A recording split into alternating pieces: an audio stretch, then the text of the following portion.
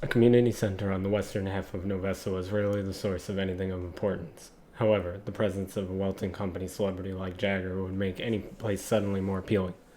The purpose of the community center was often to educate older residents of Novessa on new technology, most of which was created and mass produced by the Welton Company, so it makes sense to send a Welton representative to aid in such a task. Given Jagger's reputation and popularity among females on Novessa, this was not the case on this day.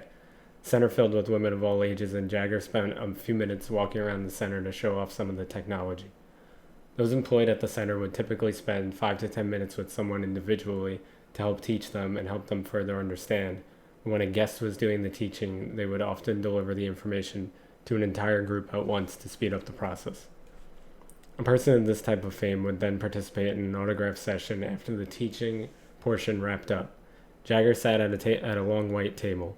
Pictures of the famous Welton Company member were sprawled out to the right of Jagger, and an employee of the community center sat beside him to help divvy out the pictures to be signed and collect money. Another employee, a young girl with short black hair, approached the table with a bottle of water. She patiently waited for Jagger to stand and take a picture with the fan before placing the bottle on the table. "Thank you, my dear," said Jagger. His voice was raspy and smooth. He removed just a bit of his mask to wink at her, though not enough of the mask to show his face to the line in front of him. He put his mask back on, but lifted a bit of the front to take a sip of the water she just brought him. "He showed her his face," he heard a woman in the back yell. "Not fair," yelled another. The employee next to him organized the pictures as some had been shifted. "Do you ever get tired of this?" she asked. Jagger laughed. It was hard to tell with his mask on, but she could hear him. "Would you, Marilyn?" Marilyn handed a picture to the next girl, and Jagger began to sign it.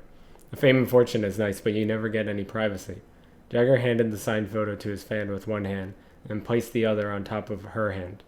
The girl began to shriek, but grew quiet when Jagger spoke. "Don't worry, I get plenty of privacy." Unlike Reisha's mask, Jagger's did not react to his emotions, so it was impossible to see his smile under the mask, but it didn't stop the girl in front of him or the ones behind her from freaking out.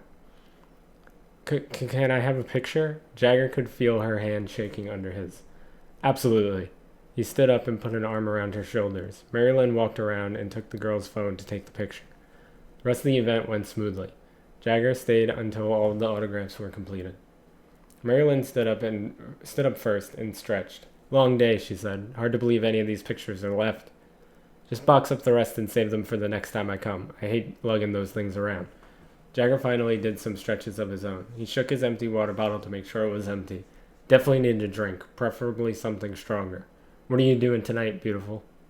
Marilyn looked around to see if there was another girl that Jagger could be speaking to. There wasn't. "Sad to say your charm doesn't work on me, Jagger." Ouch. Jagger watched Marilyn finish gathering up his pictures, then followed her to one of the back rooms of the community center. "Can't say I've ever been rejected like that before." "Rejected at all, you mean?" Marilyn put the pictures down on a nearby table. "We'll box these up tomorrow. Most Walton Company members don't return to a place for years, though, so they might go to waste here. Feel free to come back and pick them up whenever you need them." Jagger leaned against the open door and took off his mask. The complete removal of it made small blue magic particles float in the air and dissipate. He put his head back, closed his eyes, and took a deep breath. Being popular is tiring. Marilyn walked by him with a smile, I'm sure. Jagger opened one eye to watch Marilyn leave the room. He followed her back out to where he was signing autographs. Before he could respond to Marilyn, his eyes made contact with Raisha, who was partially sitting on the table where he had been signing. Standing behind her was the gargoyle with his arms folded. "No Barra show tonight?" asked Jagger. Raisha's big orange eyes peeked out a nearby window before returning to Jagger. "We were there already." The sharp teeth of the mouth that appears on Raisha's mask when she speaks seemed sharper than Jagger remembered. Looks like I lost track of the time," Jagger shrugged. "What was I supposed to do? Leave my fans?" "You haven't attended the Barra show with us in weeks," said Raisha. "It's important to keep solid relations." Jagger raised his mask and a red glow surrounded his hand before causing the mask to dissipate into the same blue magic that floated around his face. "Barris is a weasel. He knows who I am, and he knows what I'll do to him if he doesn't respect us. I don't need to babysit. That's your job." Raisha tilted her head. Her long orange hair reacted to the movement and seemed to flow on forever. "You're too careless with the mask." "I don't have to keep it on," said Jagger. He looked to see where Marilyn went, but noticed she was gone. "We're not slaves." "No, we're not. We're Mr. Welton's trusted representatives. We were chosen, and we reap all of the benefits while he works hard to fix this dying planet." Jagger laughed and shook his head. You really think I wouldn't be famous without Mr. Welton? Look at this face. I keep it covered most of the time and people still fawn over me. The front door of the community center opened. In walked a short woman with short blue hair. Hair itself floated above her head. It bounced and swayed as she walked, the way plant life sways in the ocean. It was ethereal by nature. On her face was a mask akin to the one Raisha wore, though it did not change appearance when she spoke or showed emotion. The entire mask was black with crevices scattered throughout. Each break in the mask was filled with a glowing blue essence that flowed through the mask from top to bottom. Her eyes were filled with a similar glow. River too? Said Jagger. What is this, an intervention? Jagger on the defensive. This really feels like home, said River. Raisha stood off the white table she was leaning on and turned to smile at River. I was just trying to remind Jagger not to forget where he came from. I think he already has. He spends most of his time drinking or with women. River reached the table and stood beside the gargoyle. Jagger sat in the chair where he had been sitting to do the signings. Don't knock it until you try it. What was the call about? Asked Raisha. You might want to also sit down. River's words made Raisha take the seat Marilyn had been sitting in. River looked up at the gargoyle briefly, but knew better than to suggest the same to him. She couldn't remember the last time she saw the gargoyle not standing somewhere looking menacing with his arms crossed. It's worse than we thought. Jagger looked at Raisha, the only mess that might give him a reaction.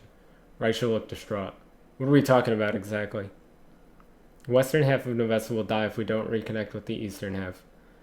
Hard to tell how long it's going to take, but from the data that Mr. Welton collected so far, it doesn't seem like we have long. River pulled a chair from nearby and sat down as well. She began tapping her index finger on the white table. Breaking through the magic wall is hard enough as it is. Building a bridge is even harder. Not to mention the aftermath of exploring the eastern half for the right fix, Raisha added. We're talking about potential years of exploring and gathering information. Years? Can't we just invade the east and take whatever we need? Said Jagger. Doubtful the east has a stronger force than us in the guard. Mavis is proof that there is at least one other race we never knew about on the western half that are inherently stronger than the average human, River reminded him.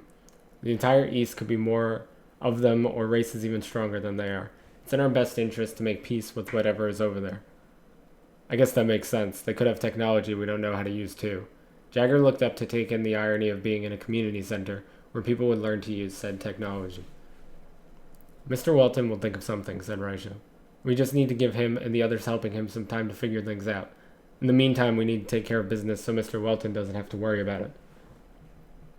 What did Barris's scouts say? Asked River. Raisha laughed. I wish you would take my advice and hire better scouts. We're trying to tap into the guard's resources as well, but it's proving difficult.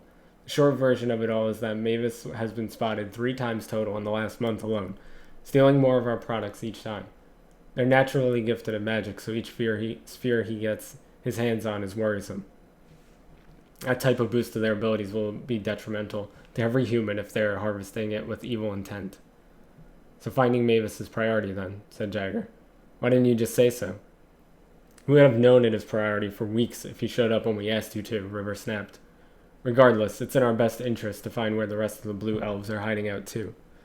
Then what? Asked Jagger. We do what's necessary. Despite being something very serious, Raisha's mask formed a smile of sharp teeth. Jagger felt his heartbeat increase and a bit of sweat form on his brow.